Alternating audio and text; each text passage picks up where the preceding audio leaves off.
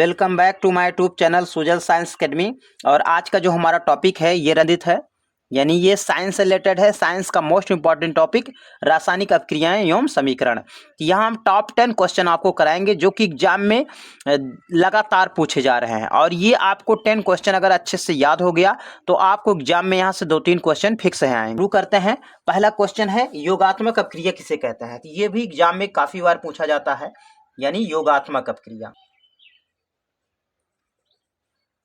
योगात्मक अपक्रिया किसे कहते हैं? योगात्मक अपक्रिया को संकलन अपक्रिया और संयोजन अपक्रिया के नाम से भी जाना जाता है। तो इसका रिएक्शन बहुत इंपॉर्टेंट है।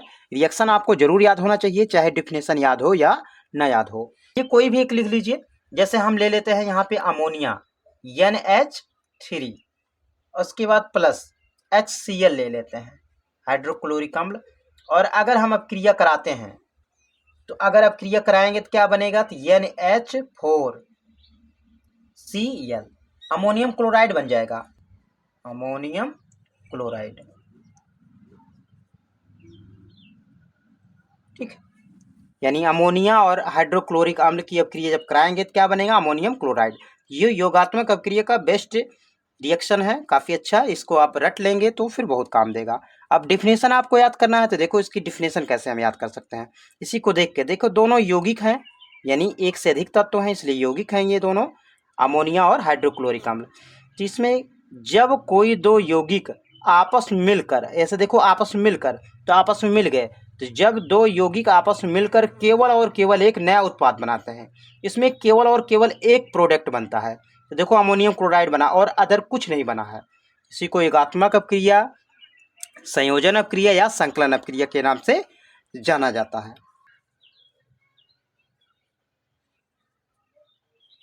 वियोजन अपक्रिया, इसको और किस नाम से जाना जाता है? अपघटन अपक्रिया के नाम से भी जाना जाता है। तो वियोजन अपक्रिया 3 प्रकार की होती है। पहला है ताप अपघटन। ताप अपघटन, देखो ताप का मतलब होता है ऊष्मा देना, मतलब ताप टेम्परेचर, यानी गर्म करोगे CaCO3, तो कैल्शियम कार्बोनेट को अगर ऊष्मा दोगे, ऐसे ऊष्मा, तो क्या बनेगा? ये हो जाएगा कैल्शियम ऑक्साइड और प्लस कार्बन डाइऑक्साइड। देखो, यानी कि अगर कैल्शियम कार्बोनेट को ऊष्मा दोगे, ताप अपघटन करोगे तो 2 भागों में टूट जाएगा। तो वियोजन अपक्रिया किसे कहते हैं? जब कोई एक यौगिक 2 भागों में टूट जाता है उसी को वियोजन अपक्रिया कहते हैं। अपघटन के माध्यम से टूट रहा है, कैल्शियम ऑक्साइड बन गया और कार्बन डाइऑक्साइड बन गया। ये क्या है? कैल्शियम कार्बोनेट, यानी संगमरमर का सूत्र है या चाक का सूत्र कहते हैं इसको। देखो, पहला हमने ताप अपघटन किया और इसको 2 भागों में तोड़ दिया। दूसरा देख लेते हैं, घटन, विद्युत अपघटन। होता क्या है कि यानी विद्युत के माध्यम से इसको हम तोड़ते हैं। जैसे हो गया नमक ले लीजिए NaCl, और ये 2 अणु लेंगे इसका, और इसका हम विद्युत अपघटन कर देंगे। यानी विद्युत अपघटन होगा तो क्या होगा? तो सोडियम अलग हो जाएगा और क्लोरीन भी अलग हो जाएगा। देखो दोनों क्या हो गए? एक तरह से टूट गए। तो विद्युत अपघटन किया गया इसका, यह भी वियोजन अपक्रिया का उदाहरण है। और तीसरा प्रकाश अपघटन। प्रकाश अपघटन,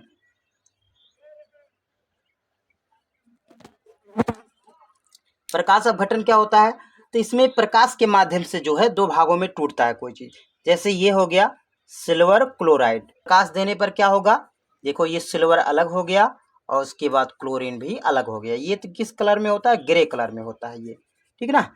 यानी अगर सिल्वर क्लोराइड को अगर प्रकाश के माध्यम से गर्म करोगे तो चांदी और क्लोरीन के रूप में अलग हो जाता है। तो ठीक है, ये वियोजन अपक्रिया के 3। तो वियोजन अपक्रिया कितने प्रकार की होती है? 3। तो में अगर पूछे वियोजन अपक्रिया किसे कहते हैं या अपघटन अपक्रिया किसे कहते हैं या कितने प्रकार की होती है, अगर प्रकार ना पूछे तो कोई एक लिख दीजिए, अगर प्रकार पूछेगा तो तीनों लिखना पड़ेगा।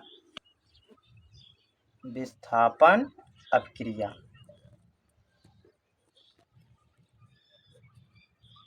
इसको प्रतिस्थापन अपक्रिया के नाम से भी जाना जाता है। हर एक नाम नहीं लिख रहे हैं, फिलहाल याद रखिएगा। विस्थापन अपक्रिया को क्या बोलते हैं? तो प्रतिस्थापन अपक्रिया के नाम से भी जाना जाता है। जैसे देख लीजिए यहाँ क्या लेंगे, यानी मान लीजिए आप Fe ले लेते हैं, यानी कि आयरन ले लेते हैं, उसके बाद कॉपर सल्फेट ले लेते हैं, और दोनों की अपक्रिया अगर करा देते हैं तो क्या बनेगा, FeSO4 और प्लस Cu, यानी कॉपर अलग हो जाएगा। तो ये क्या बन गया, फेरस सल्फेट। ये आयरन लिए कॉपर सल्फेट। तो विस्थापन अपक्रिया यानी प्रतिस्थापन अपक्रिया है ये। डिफिनेशन इसका कैसे लिखेंगे, यानी जब किसी यौगिक में से, यानी जब कोई तत्व किसी यौगिक में से किसी एक तत्व को विस्थापित कर देता है। तो देखो आयरन एक तत्व है क्योंकि अकेला है, और कॉपर सल्फेट क्या है, यौगिक है क्योंकि कई तत्वों से मिलकर बना है ये। तो ये आयरन ने क्या किया, कॉपर को विस्थापित कर दिया यहाँ से, और देखो ये कॉपर इधर चला आया और आयरन इसकी कॉपर के स्थान पे चला गया। तो किसने विस्थापित किया, तो आयरन ने किसको विस्थापित किया, कॉपर को। ठीक है, मोस्ट इंपॉर्टेंट रिएक्शन है ये, पिछली बार यूपी बोर्ड के एग्जाम में पूछा हुआ है। ये खुद ऐसे रिएक्शन दिया हुआ था और पूछा था कि बताइए किस प्रकार की अपक्रिया है, प्रतिस्थापन, योगात्मक, वियोजन, ठीक है, ऐसे पूछा हुआ था। तो मोस्ट इंपॉर्टेंट है, ये सब रिएक्शन आपको याद होना चाहिए अच्छे से, और डिफिनेशन तो आपको हम बताते चल रहे हैं। चलिए क्वेश्चन नंबर आ जाते हैं 4। दिया है द्वितीय विस्थापन अपक्रिया किसे कहते हैं, जो एग्जाम में आए हुए हैं, कई सालों से पूछ रहे हैं, वही आपको यहाँ पे रिवाइज कराया जा रहा है। एकदम बिल्कुल ध्यान से आप लोग अगर इसको बढ़िया से याद कर लेंगे, अच्छे से इसको रिवाइज कर लेंगे, तो आपको बहुत ज़्यादा फायदा करने वाला है, और यहाँ से आप 5-7 नंबर गेन कर सकते हैं बहुत अच्छे से। ठीक है, तो द्वितीय विस्थापन अपक्रिया किसे कहते हैं, तो द्वितीय विस्थापन यानी कोई दो तत्व आपस में आदान प्रदान होता है। द्वितीय माने दो, ठीक है, विस्थापन होना यानी दो तत्वों का अलग अलग जगहों पर शिफ्ट होना, उसी को द्वितीय विस्थापन कहते हैं। पहले रिएक्शन लिख लेते हैं, डिफिनेशन उसके बाद बताते हैं। क्या करेंगे पहले यहाँ पे, इसके लिए करेंगे क्या, देखिए हम बहुत बेस्ट एग्जाम्पल ले रहे हैं। मान लीजिए यहाँ पे सिल्वर नाइट्रेट ले लेते हैं, AgNO3, ये हो गया। अब प्लस क्या लेते हैं, नमक, NaCl। इसके बाद अब क्रिया करा देंगे तो क्या बनेगा, AgCl और प्लस NaNO3 हो जाएगा। तो देखो ये द्वितीय विस्थापन अपक्रिया, यानी ये क्या है, यौगिक है, ये भी क्या है, यौगिक है। दोनों यौगिकों में से एक एक तत्वों का आपस में आदान प्रदान हुआ है, ठीक है, अदला बदली हुई है। देखो सोडियम किसके साथ चला गया, तो यानी नाइट्रेट के साथ चला गया, और सिल्वर किसके साथ चला गया, चांदी, तो क्लोरीन के साथ। देखो अदला बदली हो गई। तो लिखेंगे इसका डिफिनेशन कैसे, जब दो यौगिक में से एक एक तत्वों का आपस में आदान प्रदान हो जाता है तो उसे द्वितीय विस्थापन अपक्रिया कहते हैं। अपने भाषा में चाहे जैसे लिखिए, बाकी बुक में तो काफ़ी बड़ा लिखा हुआ है, ठीक है, ऐसा नहीं है बुक वाला ही हमेशा काम देगा। मतलब आपके प्रेजेंट ऑफ माइंड आपका चेक किया जाता है, आप ठीक है, मतलब सोच के आपको लिखना है ऐसे, ठीक ना। बाकी हर चीज़ों को रटा नहीं जा सकता है, जो कर रहा है इसमें वही लिख दीजिए। ठीक है, दिया है क्वेश्चन नंबर 6 है ऊष्माक्षेपी अपक्रिया। तो ऊष्माक्षेपी अपक्रिया किसे कहते हैं, यानी ये 5 नंबर क्वेश्चन है, ऊष्माक्षेपी अपक्रिया किसे कहते हैं। यानी कि इसका पहले हम रिएक्शन लिख लेते हैं, उसके बाद इसका हम डिफिनेशन बताते हैं। जैसे ही देख लीजिए क्या है, कार्बन ले लीजिए, उसके बाद ऑक्सीजन, और इसको अगर ऐसे गर्म कर दो तो क्या बनेगा, कार्बन डाइऑक्साइड, और प्लस ऊष्मा भी निकलेगी इसमें से, ये भी याद रखिए।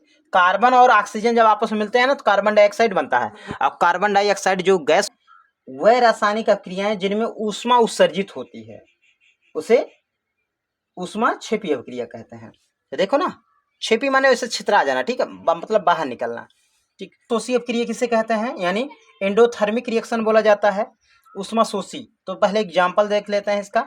एक मान लीजिए क्या लेते हैं, नाइट्रोजन ले लेते हैं, उसके बाद ऑक्सीजन, ये दोनों जब अपक्रिया करते हैं ना तो ऊष्मा, जो ऊष्मा होती है ना उसको क्या करते हैं, अपने अंदर समाहित कर लेते हैं। तो क्या बन जाता है, 2NO, ये तो क्या बन गया, ये नाइट्रिक ऑक्साइड बन जाता है, नाइट्रिक ऑक्साइड, ये नाइट्रिक ऑक्साइड बन गया।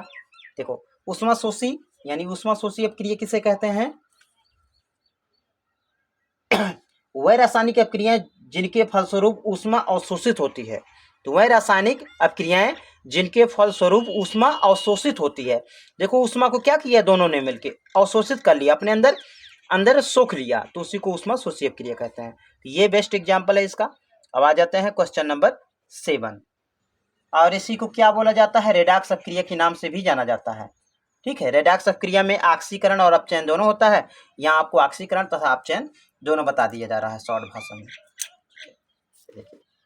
इसका एग्जाम्पल क्या लेते हैं, यानी कॉपर ऑक्साइड ले लेते हैं प्लस हाइड्रोजन ले लेते हैं और अभिक्रिया कराएंगे। देखो ये कॉपर हो गया प्लस ये जल हो गया। तो देखो यहाँ पहचानना है कहाँ पे ऑक्सीकरण हो रहा है, कहाँ अपचयन हो रहा है। तो देखो यहाँ पे क्या हो रहा है, यहाँ अपचयन हो रहा है। कॉपर का क्या हो गया, अपचयन, और हाइड्रोजन का क्या हो गया, ऑक्सीकरण। आप देख लेते हैं इसका डिफिनेशन। ये देखो यहाँ पे क्या हो रहा है, जैसे ये यहाँ पे ऑक्सीकरण हो रहा है और उसके बाद ये कहाँ, यहाँ पे क्या हो रहा है, यहाँ हो रहा है अपचयन। ठीक है, ऐसे कर सकते हैं, ये हो रहा अपचयन। इसका मतलब ये किसी पदार्थ में यानी मान लीजिए हाइड्रोजन पदार्थ है, तो किसी पदार्थ में ऑक्सीजन परमाणु का जुड़ना ऑक्सीकरण कहलाता है। तो किसी पदार्थ में ऑक्सीजन परमाणु का जुड़ना ऑक्सीकरण कहलाता है। किसी पदार्थ से ऑक्सीजन का बाहर निकलना अपचयन कहलाता है। तो यहाँ ऑक्सीजन क्या हुआ, यहाँ से बाहर निकल गया, कॉपर का साथ छोड़ दिया और किसके साथ चला गया, हाइड्रोजन के साथ। यहाँ ऑक्सीकरण हो रहा है, यहाँ अपचयन हो रहा है। तो ऑक्सीकरण किसे कहते हैं, यानी एक तरह से किसी पदार्थ में ऑक्सीजन परमाणु का जुड़ना ऑक्सीकरण कहलाता है। अर्थ में किसी पदार्थ से ऑक्सीजन परमाणु का बाहर निकलना अपचयन कहलाता है। तो यहाँ से ऑक्सीजन निकल गया तो अपचयन हो गया, यहाँ ऑक्सीजन आके जुड़ गया तो ऑक्सीकरण हो गया। ठीक है, इसी को रेडॉक्स अपक्रिया कहते हैं। अब जिसमें ऑक्सीकरण और उपचयन दोनों होता है उसे रेडॉक्स अपक्रिया कहते हैं। वो भी बहुत मोस्ट इंपॉर्टेंट है। ठीक है, इसे में आपको हम बता दिया जा रहा है। ये क्वेश्चन नंबर आ जाते हैं 8 पे। उदासीनीकरण अपक्रिया। ये उदासीनीकरण अपक्रिया क्या होती है, काफी इंपॉर्टेंट है ये अपक्रिया। यानी जब प्रबल क्षार और प्रबल अम्ल दोनों आपस में अपक्रिया करते हैं तो क्या बनाते हैं, नमक, और प्लस क्या बना लेते हैं, जल बना लेते हैं। ठीक है, तो उदासीनीकरण अपक्रिया जब भी आए तो लिखेंगे जब प्रबल अम्ल तथा प्रबल क्षार आपस में अपक्रिया करते हैं तो एक दूसरे को क्या कर देते हैं, यानी कि उदासीन कर देते हैं। यानी कि ना तो अम्लीय होता है, जो प्रोडक्ट बनता है ना अम्लीय होता है ना क्षारीय होता है, तो क्या हो जाता है, एक तरह से उदासीन हो जाता है, न्यूट्रल हो जाता है। तो उसी को उदासीनीकरण अपक्रिया कहते हैं। संक्षारण अपक्रिया किसे कहते हैं, तो ये भी बहुत अच्छा एग्जाम्पल है इसका, संक्षारण अपक्रिया। तो संक्षारण एक प्रकार का क्या है, एक प्रकार का वैद्युत रासायनिक प्रक्रिया है। जब कोई धातु अपने आसपास के अम्ल, नमी आदि के संपर्क में आती है तो वो संक्षारित हो जाती है और इसी प्रक्रिया को क्या बोलते हैं, तो संक्षारण बोलते हैं। तो देखिए इसका रिएक्शन क्या लिखेंगे, जैसे देखो क्या करेंगे, यहाँ पे आयरन ले लेंगे हम 4 अणु आयरन का, प्लस 3 अणु ले लेंगे ऑक्सीजन का, और प्लस कुछ मात्रा में हम यहाँ जल ले लेते हैं ऐसे, और उसके बाद ये अपक्रिया करा देंगे तो क्या बनेगा, 2Fe2O3 इंटू X2O, ये हो गया। इसी को क्या बोलते हैं, जंग यानी संक्षारण बोलते हैं। इसका रासायनिक नाम है ferric oxide, hydrated ferric oxide इसको बोलते हैं, हाइड्रेटेड फेरिक ऑक्साइड। ठीक है, ये संक्षारण हो गया। डिफिनेशन आपको, संतुलित रासायनिक समीकरण। तो संतुलित रासायनिक समीकरण का मतलब होता है वह रासायनिक समीकरण जिसमें दोनों पक्षों में प्रत्येक तत्व के परमाणु की संख्या बराबर होती है, उसे संतुलित रासायनिक समीकरण कहते हैं। तो पहले रिएक्शन लिख लेते हैं। इसका क्या लिखेंगे, यानी 2 अणु लेंगे हाइड्रोजन का और प्लस ऑक्सीजन का 1 अणु, उसके बाद क्या करेंगे, अपक्रिया कराएंगे तो क्या बनेगा, 2H2O। ठीक है, तो मतलब देखो डिफिनेशन कैसे, वह रासायनिक समीकरण जिसमें दोनों पक्षों में प्रत्येक तत्व के परमाणु की संख्या बराबर होती है। तो दोनों पक्षों में प्रत्येक तत्व की परमाणु की संख्या क्या है, बराबर है, इसी को संतुलित रासायनिक समीकरण कहते हैं। देखो इधर 2 दूनी 4, 4 हाइड्रोजन है तो इधर भी 4 है, इधर 2 ऑक्सीजन है तो इधर भी 2 ऑक्सीजन है, तो संतुलित रासायनिक समीकरण है ये। ठीक है, तो आई होप ये वीडियो आपको अच्छा लगा होगा। डेली आपको टॉप 10 क्वेश्चन कराए जाएंगे। अगर आप चैनल पे नए हो तो चैनल को सब्सक्राइब कर लीजिए, वीडियो को लाइक करिए